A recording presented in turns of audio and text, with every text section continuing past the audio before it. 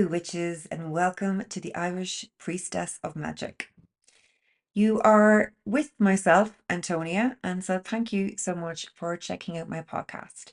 It's been a little bit since I've been on, but I am currently in college and working at the same time, so pretty flat out. But anyway, I am excited to be giving you this podcast today, and I'm so excited to be talking about this particular topic. So today we're talking about Imbolc, which is St. Bridget's Day as well. And I've got a load of little bullet points here that I wanted to kind of write down just to, make sure that I remember everything to say because there's lots really to it. Like there's lots that I can talk about Bridget. There's lots that can be spoke about Imbolc and paganism and everything else. But I don't want to go on about, anything particularly, and just kind of give you an overall view on Imbolc and what it's about. So traditionally, Imbolc is an Irish pagan festival, and Saint Bridget was basically then Christianized as a saint. So Saint Bridget, she was a poet and she's known as a smith and a healer. And she is one of the most prominent goddesses of Ireland. She is linked to the hearth of the fire as well. So lighting a bonfire, lighting candles on St. Bridget's Day, all of that is all part and parcel of thanking or just acknowledging or celebrating St. Bridget. So basically, it just kind of also means in bulk the fact that life is kind of coming full circle. And it also means that it is the beginning of our spring, as you pretty much probably know already. But with Bridget, she increases everything she touches. She increases food, she increases art, she increases prosperity. At the time, they were high kings of the Hill of Tara back in the 1200s. And Bridget was very influential and very respected and very powerful, that these kings had a lot of respect for her. St. Bridget of Kildare was who she was. She was born in Kildare and she ended up building a monastery in Kildare as well. It is said that she was also part of the Tuatha De Danann. Now, the Tuatha De Danann are basically an Irish tribe way back when. They were mythical, mystical, magical. They were part of the kings of the Hill of Tara and so on. So it is said that Bridget was born at dawn, that she wasn't born in daylight and she wasn't born at night. So she was born in dawn. And she's pretty much known as the goddess of poetry and is associated with rebirth and new beginnings. She was born around 451. Snowdrops as well are a major sign of Imbolc. I actually saw some myself yesterday, and it was for the first time I'd seen them, in a long time. And I was walking in the park, lots of trees, and by one particular tree, I wasn't sure if they were like tall white mushrooms, but when I went on closer inspection, they were snowdrops. So snowdrops are a sign of Imbolc. They're a sign of spring. They're a sign of things that are changing, that are coming, the seasons, everything. She's feminine, mystical, and natural. So everything about Bridget is really outdoors. It is everything that is natural. It is nature. It is the trees, the forest, predominantly. So practicing all her practices are best to be done in nature. So if you're going to be practicing any of her particular practices, rituals, whatever, nature is the best place to go. She was also kind of paired with Saint Patrick because I suppose they were both in existence around the same time. And she obviously the goddess, and then Patrick. Patrick isn't actually known as a god, he's just known as Saint Patrick. But nonetheless, the two of them were there together around the same time in Ireland. So they would say as well that like with St. Patrick, that he would be, doing his sermons in church. And personally, I think that, God is not in a church. God is everywhere. And if God is going to be anywhere, he's going to be in nature. So at the time, St. Patrick was doing all of his sermons in a church. He was kind of, doing things sort of in a religious aspect. He was doing things by the book. Whereas Bridget was doing things in nature and she was embracing all that is natural. And it said that Bridget actually fell asleep in the church during St. Patrick's, one of his ceremonies or sermons even. So she wasn't it was kind of known that she fell asleep in the church, but at the same time too, it wasn't necessarily something that like everybody thought was disrespectful. It was just something that like, was very much so showing people that was very different to what she was doing. As I mentioned, he was kind of very rhetoric, he was very religious, and she, on the other hand, was just embracing everything that is in nature already. And I think that back then as well, people were more embraced with nature because there was a lot more farming, there's a lot more fishing, natural fishing. And people were always working the land. And of course, you had stone cottages and stone buildings, and people were, they would notice things changing seasonally all the time. So people were much more connected to and in touch and aware about nature than they were, let's say, by going to church and St. Patrick reading sermons and stuff. But at the same time, too, they embraced the church because it was their outlet. It was their social connection as well as everything else. It was their society. But they also understood Bridget, so they didn't necessarily disrespect the fact that she fell asleep in church. They just kind of, it was like a bit of a wink to kind of go, yes, you're different, or do things differently. Um, so some old Irish customs of St. Bridget's Day as well. So there's different regional variations. So basically like the north, west, south, east of Ireland might have different variations of things. But overall, um it kind of marks the division of the year. So obviously you have like the first quarter of the year.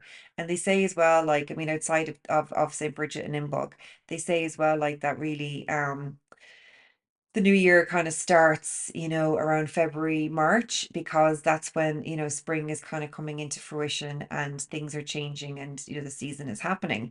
So, and that is, it's basically a man-made construct, the fact that we actually celebrate New Year's in January, because initially there were 13 months in the year, but again, man-made construct basically created there to be 12 months. It's the Gregorian calendar. So they changed it from 13 months to 12 months.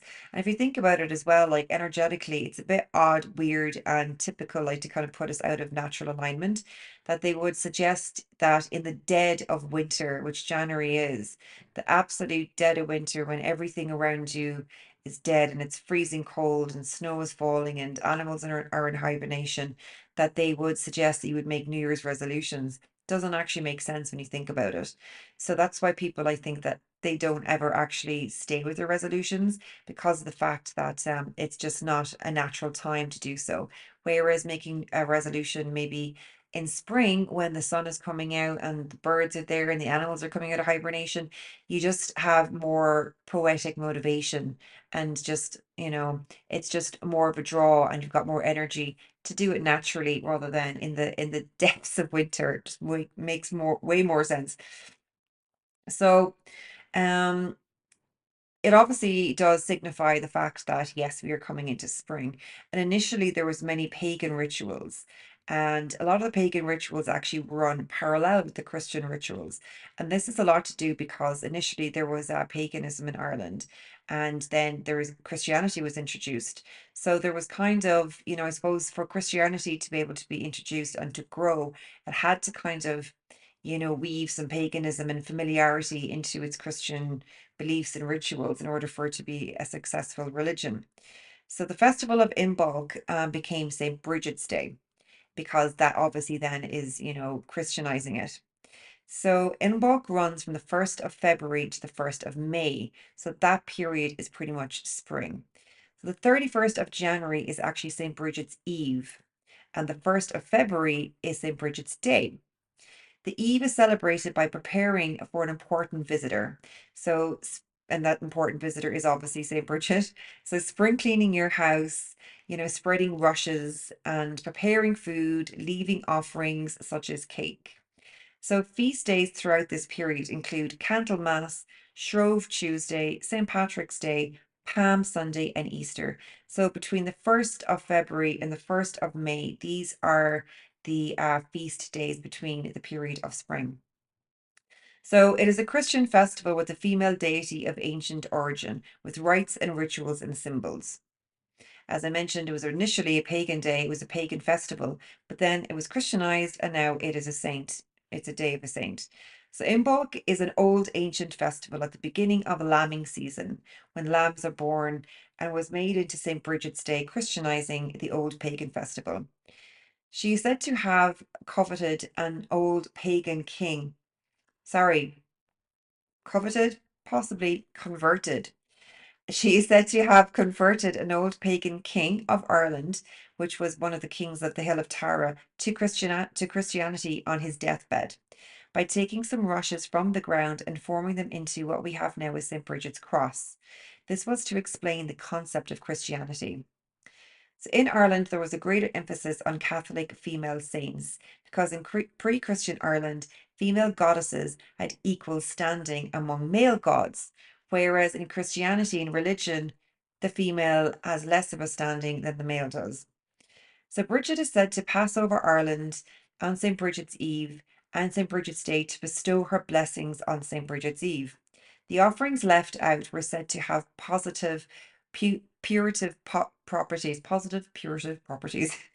such as dishes of water and salt water, so that then you could put the salt water on your body to aid any ailments or anything else. Another tradition in, say, County Antrim is to set a place for her at the table, and a poor person from the locality was said to be invited in to feast in her place. Rushes are gathered on the eve of St. Bridget and are pulled, not cut. So they're pulled from the roots. A bed of rushes was made for the saint, and the door left unlocked in case she wanted to come in.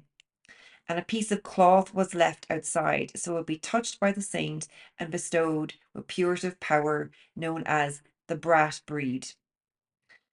One of many legends associated with St. Bridget is that when looking for land to build her monastery, she was told she would be given land, only the amount of land that her cloak will cover. But magically, when she took her cloak off, her cloak covered miles and miles and miles and miles of the land in County Kildare, and this is then where she built her monastery. So on the eve of St. Bridget, crosses are made and they are hung around the house to offer protection. Now, if you've ever seen a St. Bridget's cross, you'll notice it's not your standard Jesus religious Catholic cross. So maybe you have a little look online if you're looking for some images or imagery and see how they're made as well. Maybe you could make yours.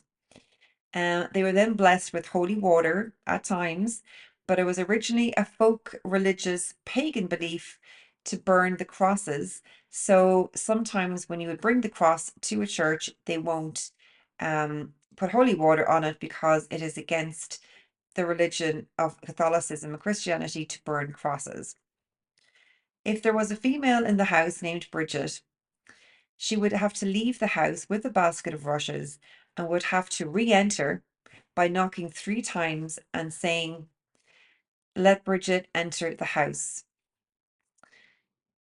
Then, of course, people inside the house would say, "Yes, Bridget, come and enter and sit at the table."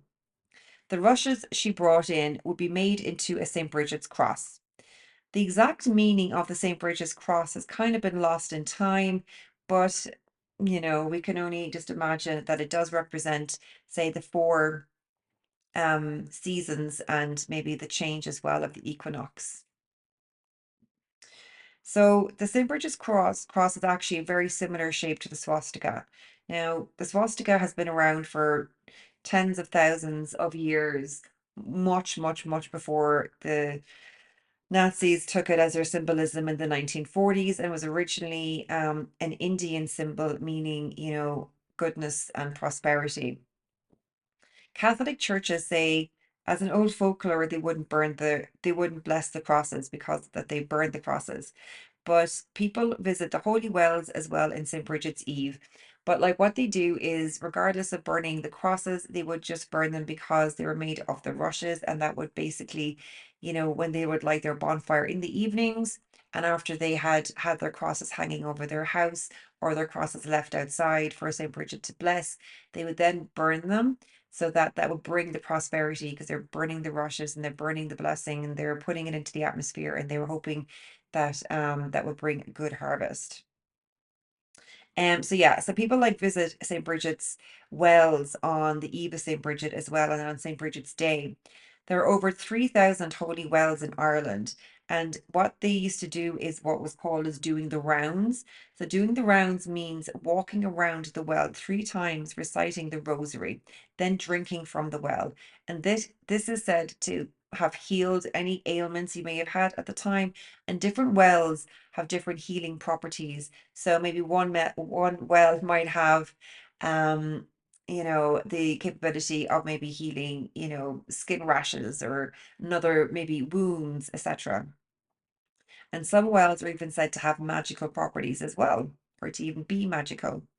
A lot of the holy wells have a tree next to them, such as an ash or a hawthorn, as basically this is a subtle worship and a subtle memory and nod to back in the day when trees were actually worshipped. So offerings are often left at the trees as well. When you go to these holy wells, you will see rags and pendulums and things like that, like, hung from the trees. So what they would do is, like, with the rag, when going to the well, they would leave it behind as an offering so that any sort of like ailment or disease they had would be put into the rag, and it would be left there to basically have left their body and be put into a rag instead. A lot of the wells actually around Ireland are actually dedicated to Bridget, and a lot of people as well do pilgrims to these wells on a regular basis, especially obviously around St. Bridget's Day and St. Bridget's Eve. Um, so what they would do on St. Bridget's Day traditionally is they would take stock of their food and fodder in the farm. They would visit the holy wells. They would do a lot of weather divination, and of course the turning of wheels were to be avoided, such as spinning wheels, farm wheels, etc. In the south and west of Ireland, boys would go door to door selling a straw doll of St. Brigid. It was unlucky not to give them a donation. These were called the Biddy Boys. So, so basically, the chorus bride was also made, which is pretty much something that's a symbol and made from straw. So this is basically like a large circle with 3 crosses. And the biddy boys might actually bring this door to door with them, along with the doll. And the woman of the house would have to step through it, going from her head right down to her body 3 times, and then reverse in from her feet right up to her head to bring luck. So basically, yeah, over the head 3 times, all over all down the body, and then back over again. So just like a hoop, they would just like, put up and down your body 3 times. So divination on St. Bridget's Day, and they would try to see into the future. They would try to see who they would marry and what the weather was going to be like, and also who would be the next person to die in the family. St. Bridget's Day was the start of better weather, because obviously you're coming into spring, it's the turn of the season. So February is generally a pretty rainy month, and it is indicated that if you have a rainy month in February, then you're going to have a good summer. They would also, as well, of course, besides the farm, they would obviously be fishing back in the day too. And so they would catch some live shellfish, and they would place a live shellfish in each corner of the home, and this would apparently bring good seed. On St. Bridget's Day, they would put away their candlesticks as well, as this would mark the beginning of longer, brighter days. And in dreams, they would have a lot of, if they had any excess rushes from the makings of St. Bridget's cross, etc., they would put these under their bed or under their pillow to try and divinate through their dreams who they would marry. So some modern kind of rituals, I suppose, would be just heading into the forest and feeding the energy, cleansing your space with cinnamon sticks or sage, bringing any plants as well into the house, such as ivy, cleansing crystals, making a St. Bridget's doll or a St. Bridget's cross. You can actually make a doll purely just from wool. Um, just by putting it together and cutting it. And she can be worshipped as well by burning candles. Saint Bridget is known as a triple goddess, as she is both the maiden, and the crone. And Saint Bridget brings the gift of fertility as well. So you can also create an altar with candles, some outdoor elements, a Saint Bridget's cross or a Saint Bridget's doll, and anything else you wish to decorate it with. So there you have it. So Imbolc is basically the start of anything new, and it is the time to do your spring cleaning, and it is the time to cleanse your space, cleanse your house, and start planning for the future. As I mentioned, they used to take stock back in the day, so it's basically gathering everything that you need, to last you for the next 3 months, for the next quarter. So I hope you enjoyed the podcast, and I will be back with you pretty soon. On my next podcast, I'll be doing on, um, as they say in the UK, Beltane, but it's not actually called Beltane, it's called Beltana. So that's the correct pronunciation, is Beltana. It is an Irish festival celebration again. And I will be bringing you the next podcast all about that. And also, I'll be bringing you more podcasts on continuing with candle magic. I will also be bringing you the podcast on the Two of the Denon, so that you have some information on that. And I am pretty obsessed at the moment with the Morrigan and Hecate, so I'll be also talking about that in future podcasts as well. If there's any particular podcast you would love me to talk about, please do let me know. Irish Priestess of Magic at gmail.com. You can leave a comment if you're on Spotify. If you're listening to this on Spotify, you can leave a comment below. And in the meantime, thank you so much for listening to this, and I really appreciate your time. And I would love to know what you think of the podcast. Please do rate and review the podcast as well. So this is actually, hopefully I can build up the podcast, and I can, um, grow and grow my audience and grow the podcast and all the lovely things, and do lots more podcasts in the future. So by liking it and reviewing it and leaving us, a 5-star review, of course, will then be pushed out to more people, so more people will discover this podcast. So in the meantime, have a beautiful Imbolc, and blessings to you.